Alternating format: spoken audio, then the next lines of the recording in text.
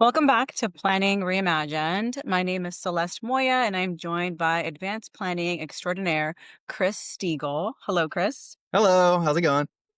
It's great, and it's so great to be back. As some of you, our audience, may have noticed, we took a little bit of a break.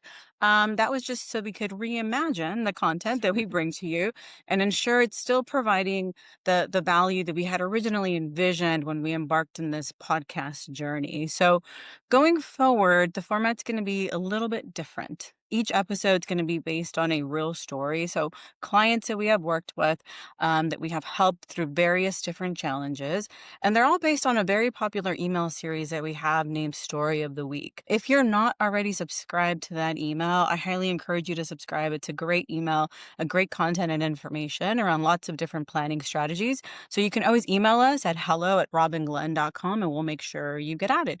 But we want to keep these brief. We're going to keep them to about 15 minutes. So, Kris, why don't we just jump into it now? So, Let's do um, it. we I can go ahead and jump into this week's story. So I'll start by, talking a little bit about this family. It's Philip and Danielle Lawson. Now, I will say all names have been changed to protect the innocent. We will always do that. We're never going to share the actual client names. But Philip, he's a successful sales professional. And like a lot of sales professionals, his income fluctuates depending on performance.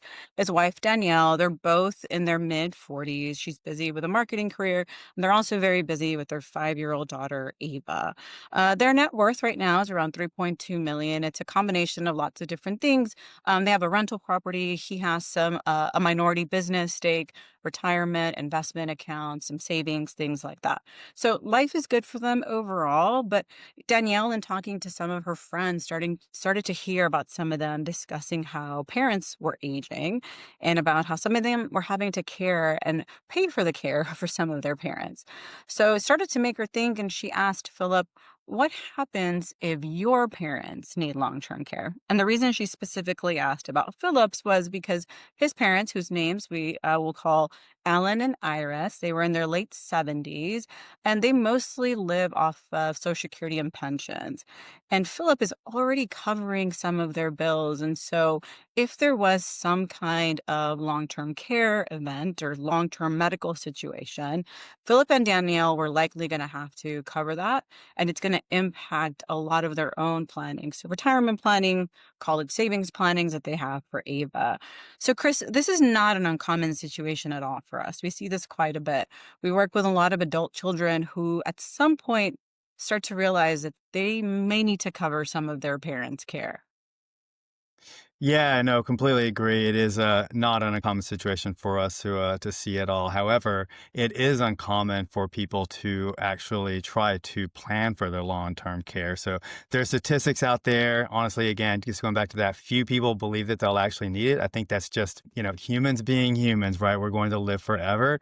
But at the end of the day, the stats show that some 75% of people who, turn 65 are going to need some kind of long-term care at some point in the future. But again, only a small minority have actually planned for it, and everybody really underestimates, the likelihood of needing it, and then also the actual cost of needing it. Right. So the hidden cost is there. Is just people aren't really planning for it. I think that there's this built-in belief that maybe Medicare will pay for it, but you and I both know that it doesn't cover the majority of long-term care, custodial care. Sorry. And Medicaid is only going to kick in once family assets are mostly depleted, right? So that's going to place a huge strain on the next generation.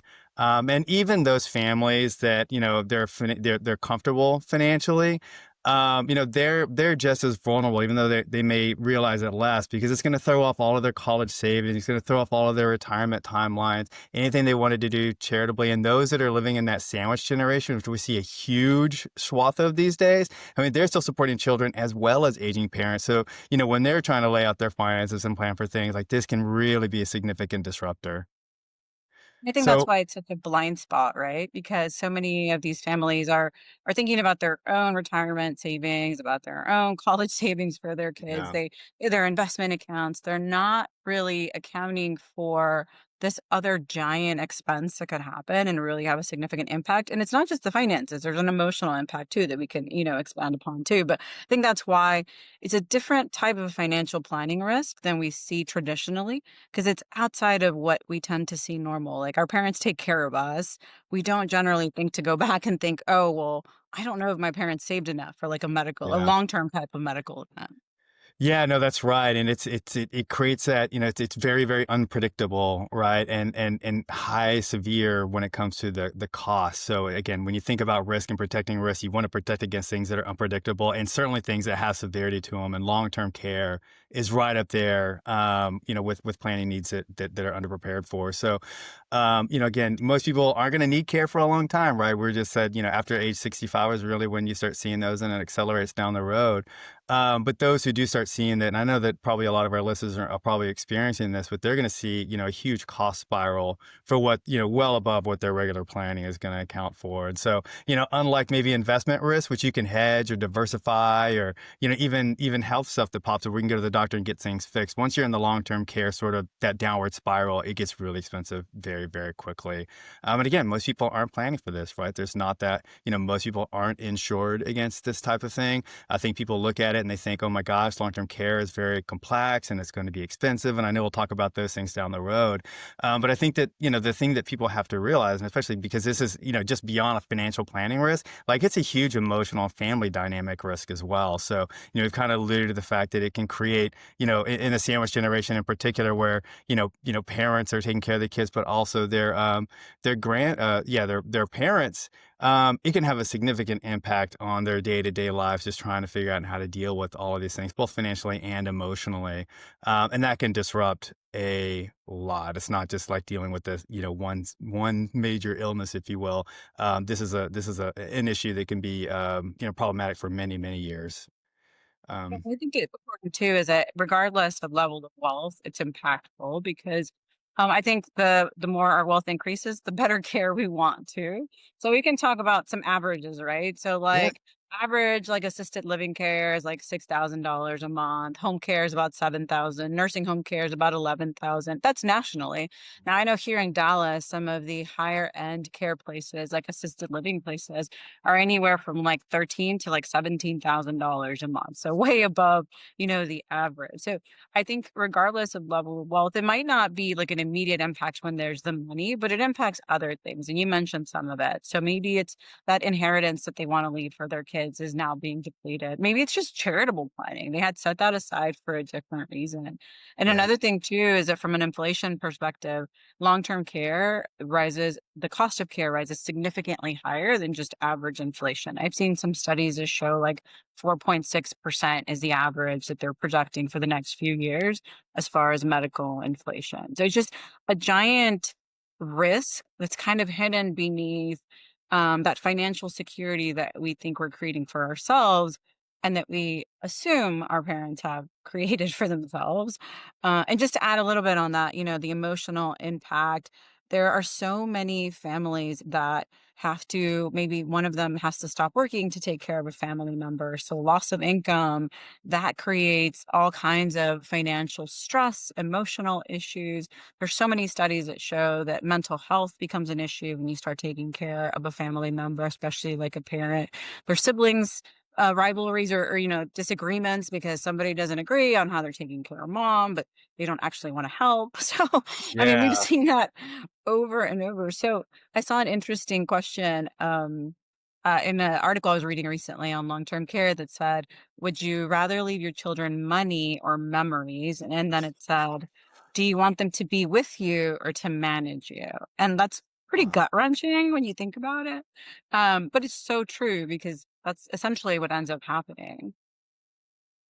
Yeah, no, no, that's true. That is what ends up happening. And you're right. You have to sit back and you have to be able to ask yourself those big questions. And again, it's not just asking yourself that big question, right? It's probably, asking your kids depending on the age that you're at, or you're asking your parents, what's going on. But you're right. Like again, going back to that whole idea of it's not just a financial impact, but it is very much a personal impact as well, for sure. Yeah, but there is a I would much rather leave my my family memories for sure, and then hopefully some money. But that means I got to plan for things, right? well, that's the key, and that's a great kind of segue to like the next really important point here is that there is a silver lining to all of this. There is some light at the end of the tunnel because there are ways to proactively plan for this. It can significantly impact those issues. I always tell my husband, I don't expect our daughter to take care of us when we're older, so we have to Right. start planning for it ourselves, right? So, but if you plan for it, and sometimes maybe it's our parents didn't, but we can now be proactive about protecting our own financial situation and start planning for them. So there are solutions. And that's exactly what, we brought to this family, to Philip and to Danielle, regarding some planning. But do you want to cover a little bit of what are some of the ways that we're helping clients protect Yeah. against this risk? Yeah, for sure. So, in my mind, there's essentially three ways that long-term care is either planned for, or one of them is actually kind of planning for it, but we'll call it planning for it. One is, historically a standalone long-term care policy where you go out, you buy an insurance policy, and it is specifically designed for long-term care. More recently in the insurance world, there's more products out there that they're called hybrid products. And really, it's sort of a blend of, say, a life insurance policy or an annuities contract that is paired with long-term care features. We'll get to that in a second. And then the last one, of course, is just self-funding. So if I start with a traditional long-term care, and just try to give a real broad overview of sort of the benefits and maybe some of the cons of each. Traditional long-term care, it does offer dedicated coverage for a broad range of care. Like it includes nursing home, assisted living, home-based care. And there's a lot of control and access to really good high quality care options underneath a traditional long-term care policy. That said, and I think one of the biggest drawbacks of a traditional long-term care insurance policy is that if you don't actually end up needing it, then you just lose it, right? There's no value left inside the contract whatsoever. So it is truly a use it or lose it kind of insurance product. Again, that's not necessarily a terrible thing. It's always good to plan ahead. But if you are concerned about not getting something on the back end because, hey, you made it all the way without needing long-term care, then that would be problematic, right? So some people, kind of look at that and say, well, I don't want to pay something and not get something out of it.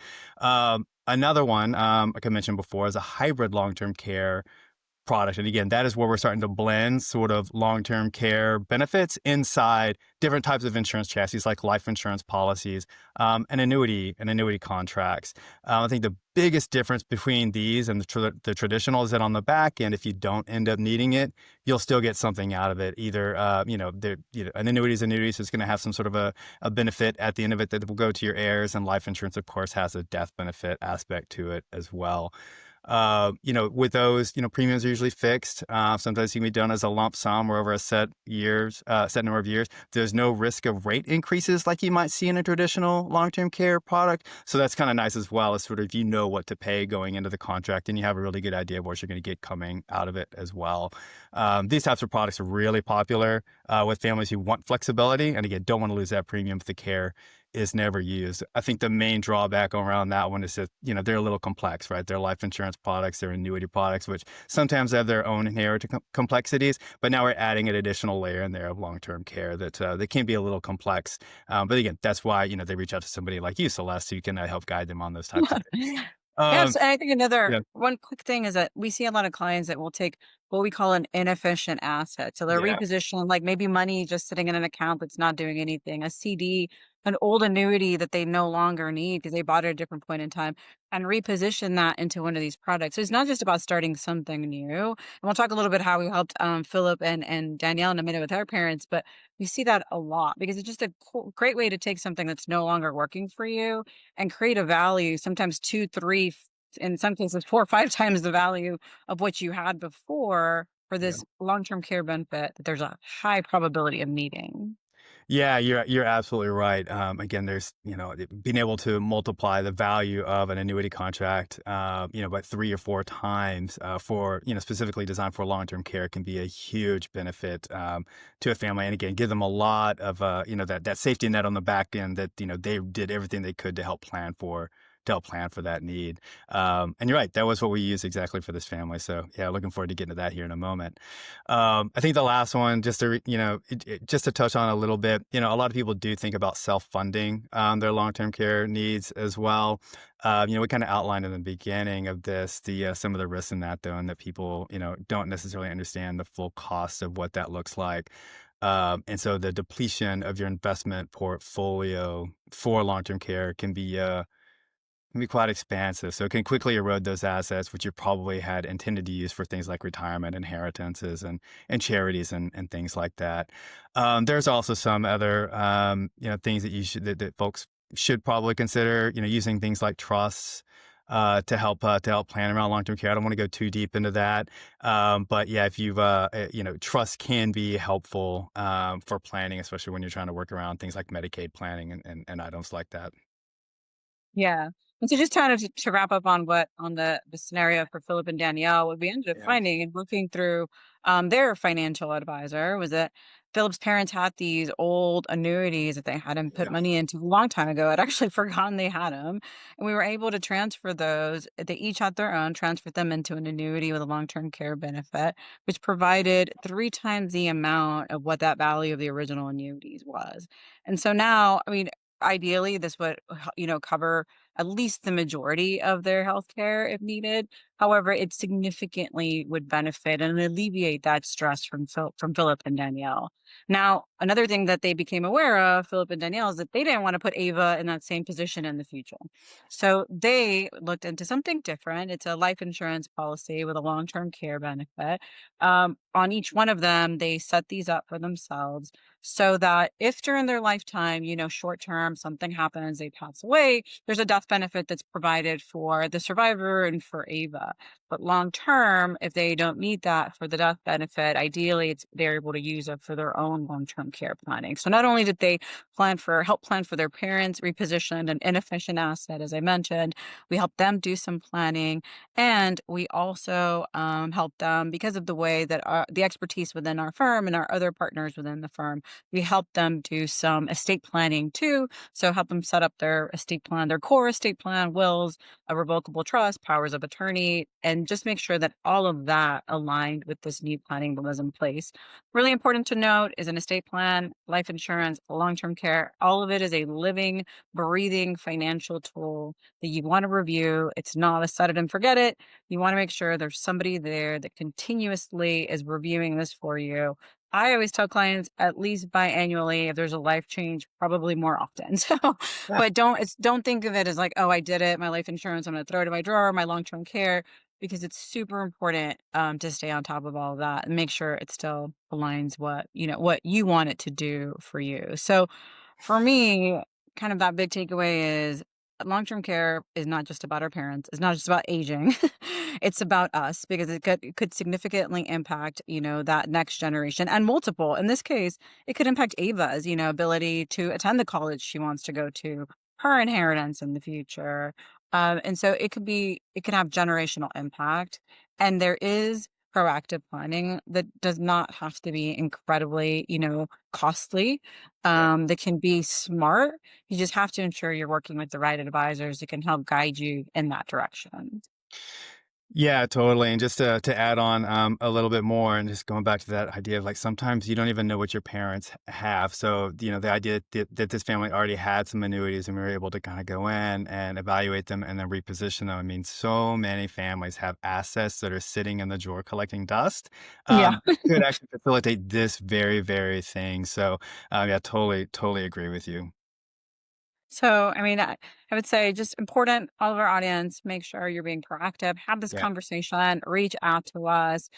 We have links in the comment section, resources, our contact information. Reach out to us if we can be a resource and help you maybe start having those conversations. That's another part of the problem, having the conversations with the parents, right? So make sure you're having those conversations early, especially before other things can be an issue like dementia and things like that, where it's harder to be able to find that information. So that was our story for this week. At the end, we're really able to help Philip and Danielle get that peace of mind, help protect not only their wealth, but also even Ava's, future, financial future as well. So we'll be, like we mentioned in the beginning, bringing these stories to you. That'll be our episodes. Next, in the next episode, we'll be covering a family where one child has a special needs, which is also something we come across quite a bit.